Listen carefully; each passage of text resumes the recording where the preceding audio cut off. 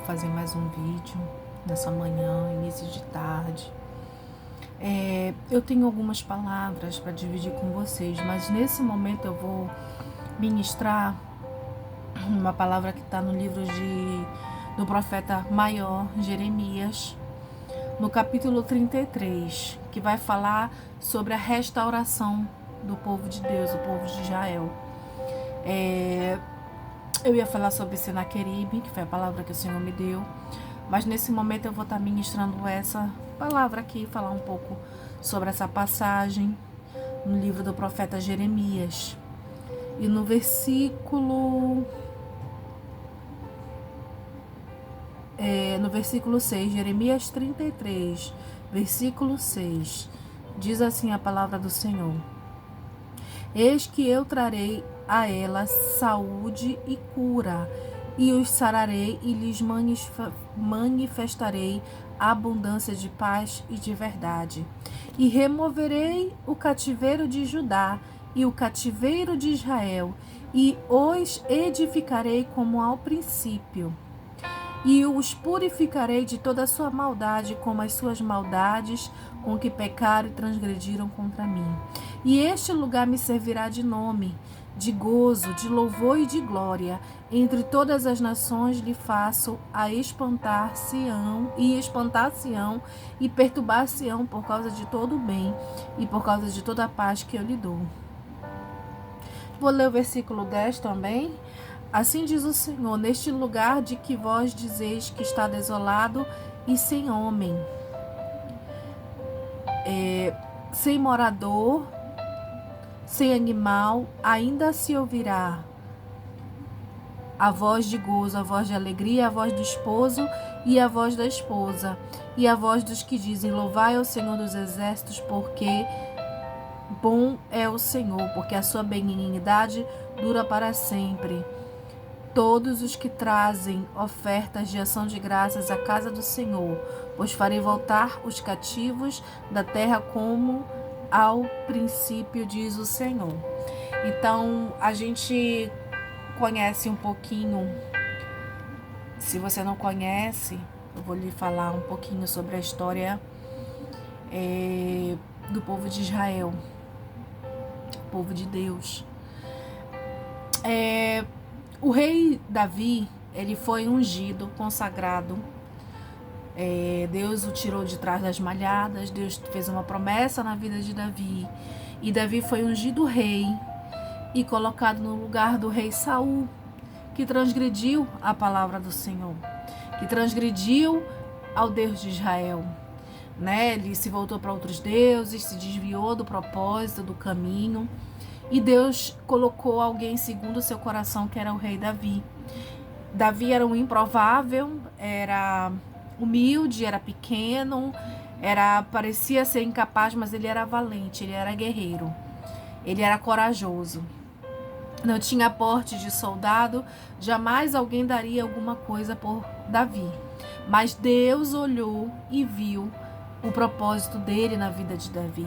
Deus olhou e viu que ele era aquilo, ele servia porque ele buscava a Deus em primeiro lugar. Então ele servia para aquilo, para o propósito de Deus, para guiar o seu povo.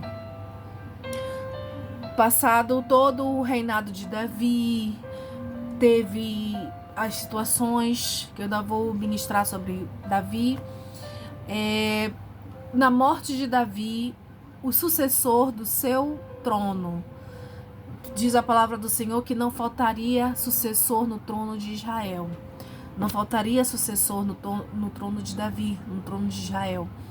E o seu sucessor foi profetizado, seria o rei Salomão, seu filho Salomão. E foi rei no lugar de Davi, após a morte de Davi. Passado o período do rei Salomão, Salomão morreu.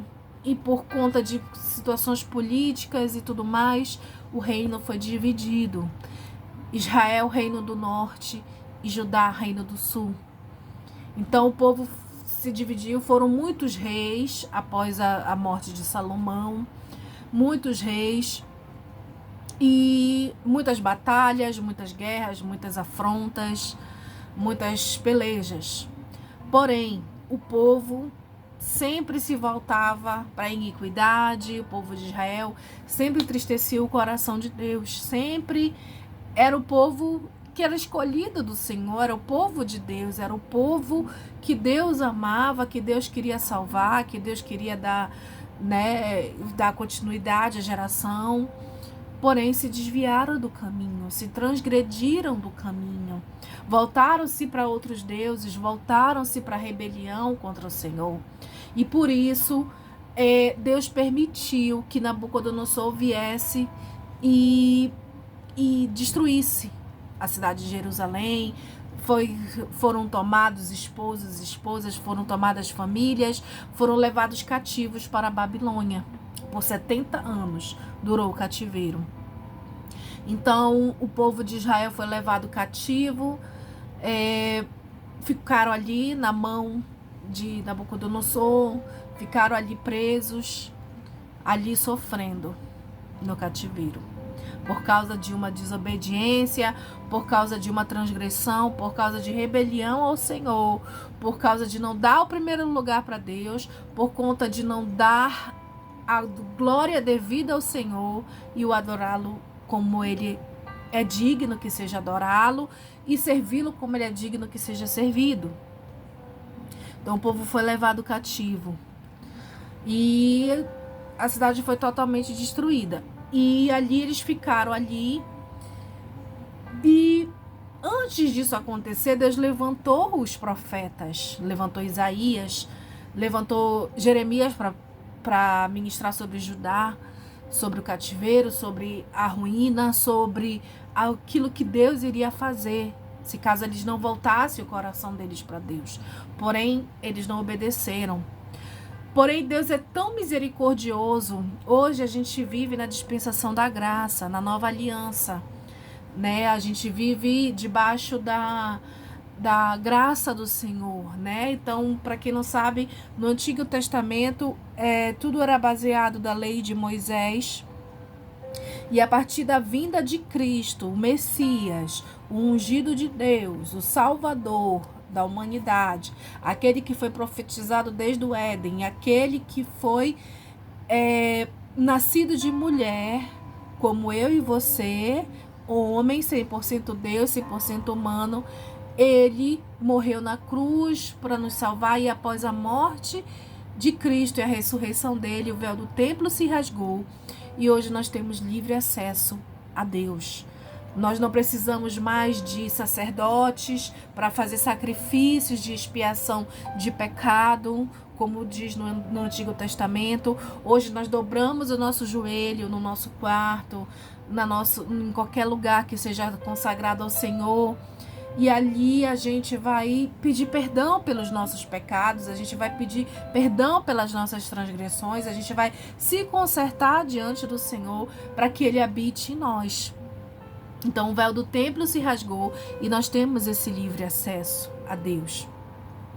E nós estamos debaixo de uma nova aliança no sangue de Jesus, né? Então Jesus comprou isso na cruz. Porém, na palavra do Senhor Jesus diz: eu não vim para modificar a lei. Ele cumpriu toda a lei, ele era judeu.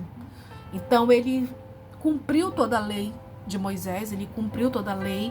E ele disse que ele não veio para modificar, mas sim para cumprir.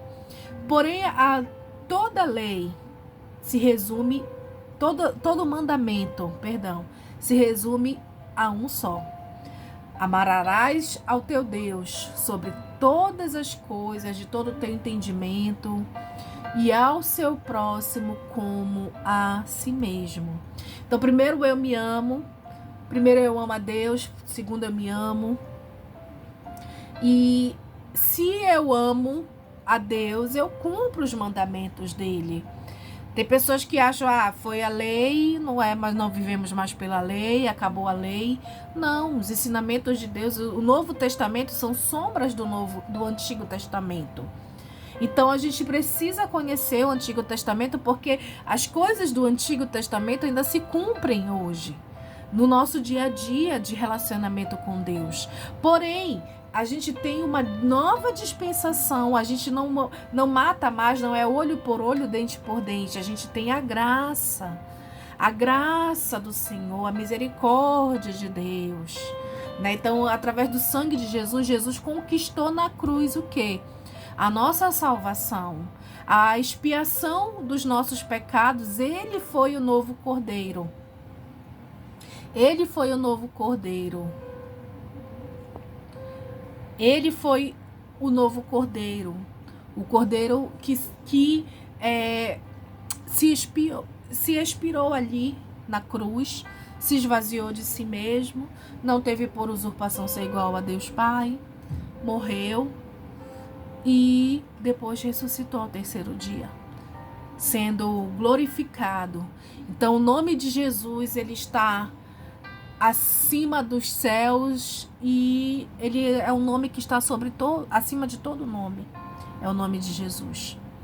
Então, voltando lá para Jeremias. Então, naquele tempo, Deus ainda, por ter compaixão, por ter amor pelo povo dele, ele profetizou. Ele mandou que fosse profetizado a redenção, a restauração do povo de Deus. Foram levados cativos, porém, no capítulo 33, no versículo que nós lemos, 6 em diante, ele diz que ele ia restaurar aquele povo, aquelas cidades. Ele ia restaurar, ele ia trazer do cativeiro. Porque Deus, ele permite que nós passemos, que nós venhamos passar por situações dolorosas, por cativeiros, por situações de tristeza, de angústia. Ele permite que a gente venha passar pelo vale da sombra e da morte, muitas vezes, como diz o salmista Davi no Salmo 23, que ainda que a gente passe pelo vale da sombra e da morte, a gente não vai temer, porque o Senhor está conosco. Ele é o nosso quê? Pastor. Acima de qualquer pastor na terra, acima de qualquer ser humano, existe um sumo sacerdote, que é Jesus. É o sumo sacerdote, ele é o pastor dos pastores, ele é o rei dos reis e senhor dos senhores. Então, quem cabe à nossa vida? O que cabe a nós? O que somos diante de Deus?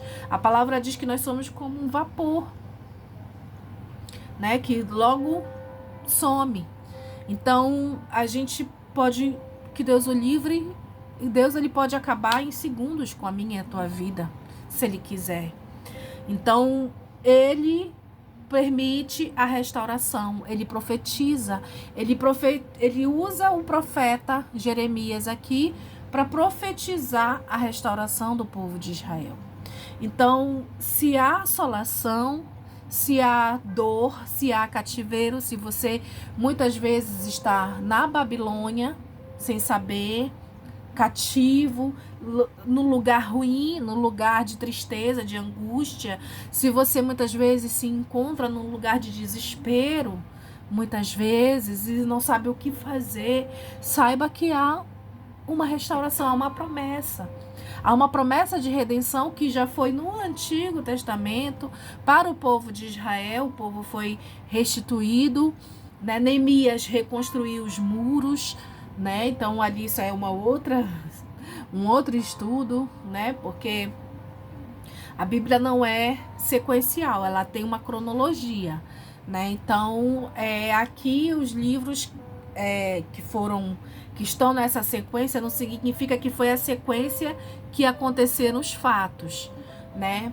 Então aqui em Jeremias ele profetiza, a mando de Deus, a restauração do povo. Então, o profeta é usado pelo Senhor. E Deus diz para nós, como ele disse para o profeta, que há restauração, que há esperança para o ferido, como diz em Jó. A esperança para a árvore que foi cortada, para a árvore que foi despedaçada. Então, muitas vezes, o povo de Deus, o Israel de hoje, que somos eu e você, comprados pelo sangue de Jesus. Então, hoje Hoje nós somos o povo. Quando a gente aceita Jesus, a gente se torna filho de Deus. Então a gente se torna o povo de Deus. O povo escolhido que foi alcançado pela morte e sacrifício de Cristo na cruz.